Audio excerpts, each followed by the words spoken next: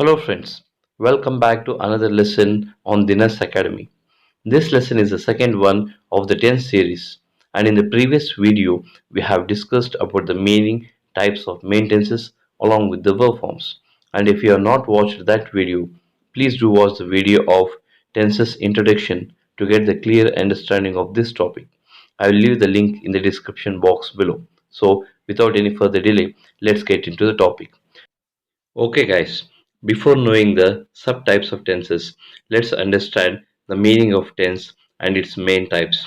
So, the word tense is derived from the Latin word tempus, and in Latin, the word tempus stands for time. So, every tense is a verb.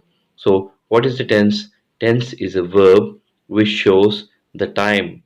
The time of what? The time of action taken place. In general, tense is a verb which shows the time of action taken place. And there are three types of main tenses: present tense, past tense, and future tense. And each main tense is subdivided into four types like simple, continuous, perfect, perfect continuous. So let's understand all these 12 subtenses in detail. The first tense is present tense, and there are four types of present tenses, and these are simple present tense, present continuous, present perfect, and present perfect continuous. So let's take the first one, simple present tense. The simple present tense or present tense is one of the most basic tenses in English. We use present tense to talk about something that is currently going on or something that is habitually performed or a state that generally or currently exists. And the structural formula of simple present tense is subject plus verb 1 with s or is plus object. So let's understand this with the examples. The first example, Rupa drinks milk every night before going to bed. The second one, John goes to the gym daily. The third one, Shilpa reads the newspaper every day. And in the given three examples, you can notice Rupa, John, and Shilpa are the subjects, followed by the verb with V1, S or ES. That is, drink plus S, go plus ES, and read plus S, followed by an object. Hence, all these three examples fall under the category of simple present tense. Next, let's move on to the present continuous tense. The present continuous tense is used to talk about the ongoing actions, events, or conditions that are still not yet finished. The structural formula for present continuous tense is subject plus helping verb is, am, are plus main verb, that is V1 ing plus object. Let's see the examples. She is playing basketball. The second one, birds are flying in the sky. And the third one, I am learning English. And in all the three examples, we can see the subject she, birds, and I, followed by the helping verb is, are, and am, with the main verb play, fly, learn with ing, and is also followed by basketball, sky, and English as an object. Hence, all these three examples fall on the category of present continuous tense. The third subtense of present tense is present perfect tense. This tense is used to describe a situation or event that has already occurred but has an immediate effect. The present tense can be used to describe experiences and situations that occurred in the past but still have an influence on the present. We do not use it with time markers. The structural formula of the present perfect is subject plus helping verb, that is have or has, with V3 plus object. The examples of present perfect are she has not finished her work yet. The second one, I have seen that movie twice. And the third one, we have visited LA several times. And when we look at the examples closely, here the subject she, I, and we are followed by the helping verbs has, have, with the verb form 3, finished, seen, and visited with the object at the end. Hence, all the three examples are of present perfect tense. Okay, let's move on to the present perfect continuous tense. The present perfect continuous tense shows a situation that has started in the past and continues in the present. And the structural formula for present perfect continuous tense is subject plus helping verb have or has plus been with verb 1 ing plus object. And as an optional, we use since or for time duration plus object. Let's see the examples. I have been learning English for many years. The second one, he has been working here since 2010. The third one, we have been saving money. And in the three examples, the subject I, he, and we are followed by the helping verbs have, has, and have with been and V1 ing, that is learning, working, saving, followed by object and since or for as they denotes the time duration. So these are the four subtenses of present tense. Now let's move on to the past tense. Past tense consists of simple past, past continuous, past perfect, and past perfect continuous. Let's understand the simple past first. The simple past tense is used to describe an activity or an event that has happened in the past or a past state of being and needs to include a time marker for when the event or action took place. And the structural formula of simple past tense is subject plus V2, that is verb form 2 plus object. So let's see some examples. Lisa went to the supermarket yesterday. The second one, Sam cooked a tasty dinner yesterday. And the third one, my brother saw a movie yesterday. And in these three examples, the subjects are Lisa, Sam, and my, and followed by the verb to form went, cooked, and saw. Hence, these three examples are the examples of simple past tense. Okay, let's move on to the past continuous tense. The past continuous tense is used to describe events or actions that have already occurred in the past. It is employed to describe any action which has happened in the past.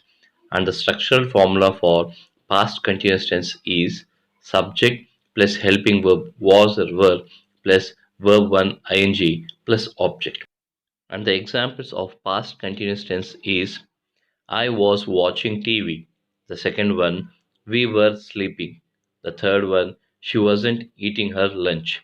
And when you look at the three examples closely, the subject I, we, she are followed by the helping verbs was, were, and was, and followed also by the verb 1, that is watch, sleep, eat with ing, that is V1 ing. And all these three examples are the examples of past continuous tense. And the next one, past perfect tense. The past perfect tense is used to describe an event that occurred before a completed action in the past. And the structural formula of past perfect tense is subject plus helping verb had plus verb 3 form plus object. So let's see some of the examples. The first one, she had met him before the party. The second one, the plane had left by the time I got to the airport. And the third one, I had written the email before he arrived.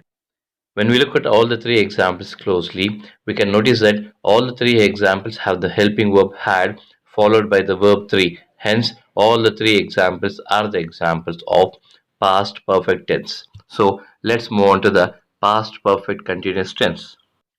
The past perfect continuous tense represents any action or event that started in the past and sometimes continued into another action or another time. And the structural formula of past perfect continuous tense is subject plus had been plus verb 1 ing form plus object. And the example of past perfect tense is had she been washing dishes all day? And the second one, he had been drinking milk out the carton when mom walked into the kitchen.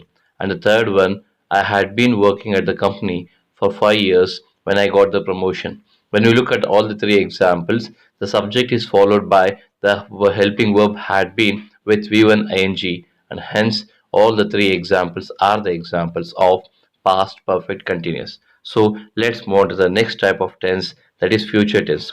And in future tense, we have four subtypes, that is simple future, future continuous, future perfect, and future perfect continuous. So let's start with simple future. The simple future tense is a verb tense used to describe an event or action that has not yet happened and is expected to happen in the future.